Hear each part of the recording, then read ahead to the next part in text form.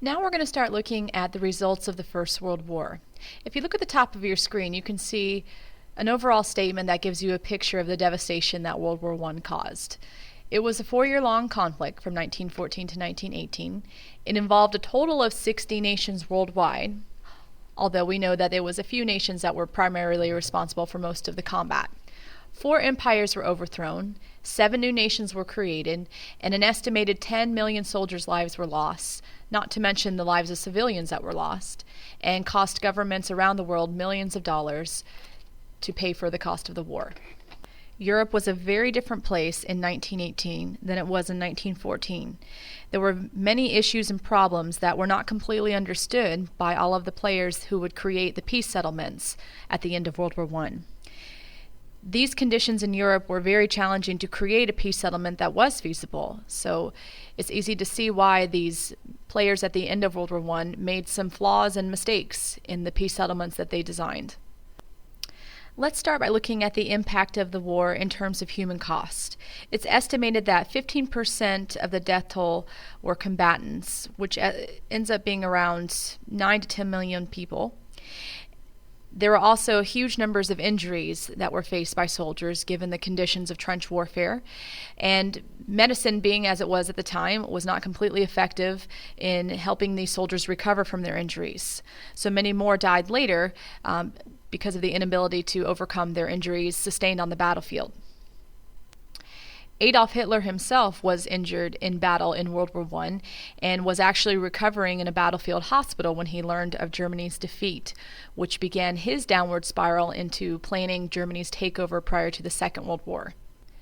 In Europe, it became common to hear of what they referred to as the, quote, lost generation, because the war wiped out many young men between the ages of 20 to 40 during the combat years.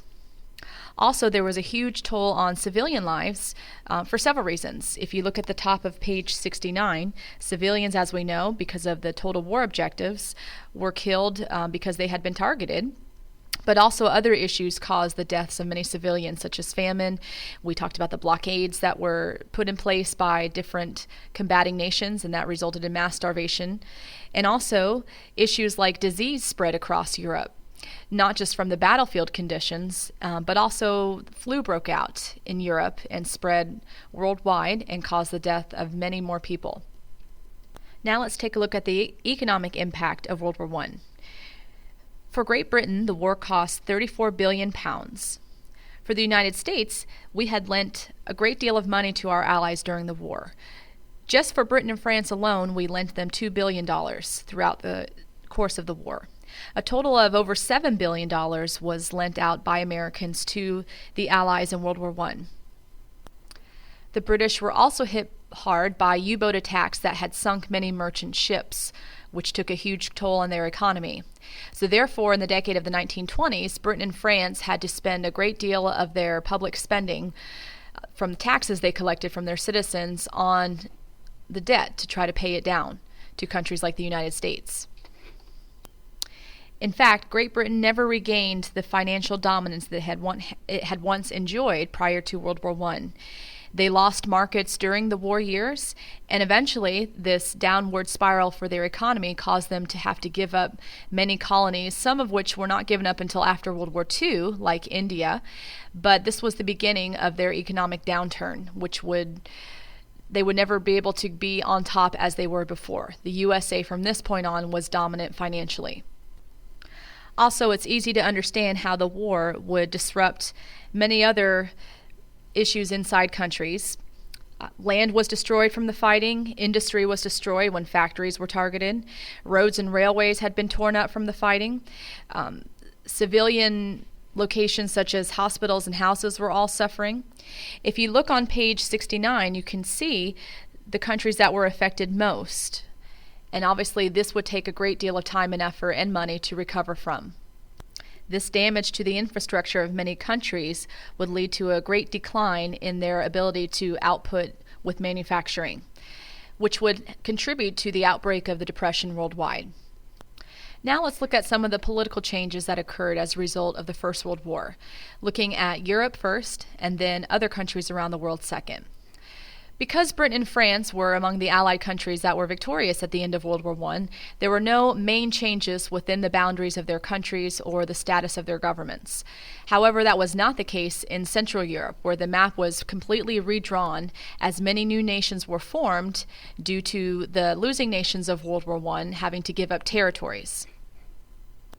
These nations in Central Europe had been dominated by multinational and monarchical regimes, such as Austria-Hungary and the Ottoman Empire. However, these were all replaced, and because of this, there would be future issues due to the instability of these new countries.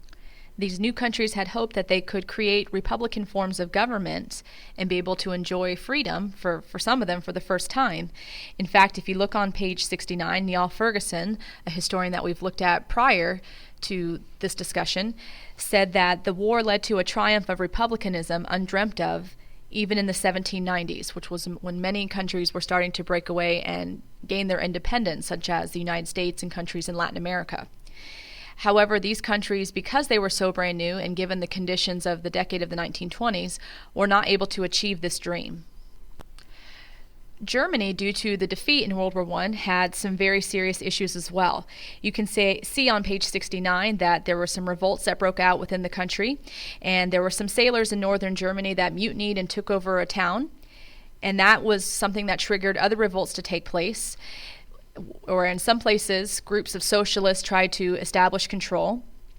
And by November 9th of 1918, which is actually just shortly before the armistice was agreed upon to end World War I, the Kaiser had already abdicated his throne and fled. A new person by the name of Friedrich Ebert became the new leader of the Republic of Germany, and he was a socialist. These internal revolts inside the country of Germany led to political unrest, and combined with the economic struggles that the country would face in the 1920s, is what eventually would pave the way for a person like Adolf Hitler to seize power in Germany. We already know for Russia that they had an internal revolution even before the end of World War I as well. There were actually two small wars that took place. The first one resulted in an interim government being set up in Russia, which was then overthrown by the Bolsheviks, who we've mentioned before as well. And that's what eventually allowed the USSR to be born. With Austria-Hungary's defeat, their emperor was also forced to abdicate and flee the country. And then the empire itself was split up into Austria and Hungary, plus many of the lands that had been included in the empire were now created into new nations. Finally, the Turkish Empire, which we've referred to before as the remnants of the Ottoman Empire, was finally collapsed at the end of World War I. And a new dictator by the name of Mustafa Kemal established an authoritarian regime. The collapse of these empires, such as Austria-Hungary, Turkey, and Germany, led to a great deal of political unrest, which we've already mentioned, included most of Central Europe, where new countries were created that were unstable, and given the economic situation as a result of the First World War, will lead to huge issues for Europe in the coming decades. Finally, political changes around the world were also seen after World War I. In the United States, it was a good outcome because we emerged as a leading economic power. Our industry and trade had skyrocketed during the war years because we were sending supplies to Europe to help with the war effort. Especially once the United States entered the war itself in 1917, we kicked into high gear, and government agencies allowed for the high-scale production of supplies and equipment and food, even though they were not in the numbers hoped for by the Allies. Additionally, we were able to take over some European overseas market due to the fact that European countries were devastated by the war, and some of our industries were much more successful at the end of the war than European industries for obvious reasons. We were able to make huge advancements in manufacturing technology, such as the development of plastic, and that also allowed us to take over new industries and establish new trade connections. So our economy was definitely booming at the end of World War I, and that would contribute to a great decade for the first part of the 1920s, which was referred to as the Roaring Twenties here in the United States, where people felt positive about the economy. They were spending more, even though a lot of it was on credit, which would lead to some serious issues later. The 1920s are generally reviewed as a good economic decade for the United States. But on the other hand, Americans did not like their experience during World War I as far as the toll that it took on lives and the involvement that it made us have with European countries. So there were many Americans who wanted to retreat to more isolationist policies and pull ourselves away from any other European issues that would come up in the future. We were having some of our own issues here at home, too. Many Americans were now fearful of possible socialist revolutions like that ones that had taken place in Germany and Russia, and we did not want that to happen here. So there was a targeting of immigrants here in the United States. There was also a targeting of generally anybody who was considered an anarchist or a potential communist. It was known as the first Red Scare here in this country. We would have another Red Scare following World War II as well. So communists and other people who favored governments different from ours were targeted for attacks and for prejudice. An example of this would be the Sacco and Vanzetti trial, in which 2 Italians were charged with murder, even though the evidence was insufficient, and they were eventually convicted and executed for the crime. There was also a lot of racial tension within our country, which made us feel like we needed to focus on some of these issues instead of international issues. During the war years, many African Americans had moved to northern cities in search of jobs and better condition in something that was known as the Great Migration to the north. Many African Americans were upset and discouraged when they realized that they faced similar racism and prejudice as they had in many of the southern states. This led to a series of racial riots. One of the most famous occurred in Chicago in 1919, in which a group of young men started a fight at the beaches of Lake Michigan, which resulted in riots breaking out across the city. This was commonplace during many of the northern cities during the years following World War I. So because of these internal issues and fears of communism and immigrants, we wanted to pull ourselves away from any other international issues that could make us become involved and complicate our issues here at home. Finally, the countries of Japan and China also emerged on the good side after World War I. For Japan, they had joined the Allies, and pretty much they were in it for their own motives. They wanted to have more territorial expansion, and they were able to seize some German colonies in the islands of the Pacific. They also seized some German holdings in the country of China, such as the Shandong province. Their economy had also grown dramatically during the war years because there were new demands for Japanese goods, and their exports tripled during those war years.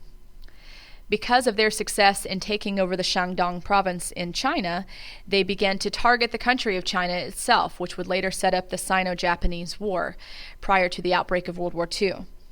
The Chinese had also entered the war on the side of the Allies, and they were basically hoping to oppose any Japanese expansion. They knew that the Japanese had their sights set on their country, and they wanted to prevent this. So when these countries met together to establish the peace treaties that would be created after World War I, there was a whole host of problems and issues that needed to be addressed. And because these were so complex, it was very difficult for peacemakers to establish any lasting peace. Therefore, you cannot hold them completely responsible for the outbreak of World War II. They simply had too many issues and issues that were not understood completely to draw up something that would last.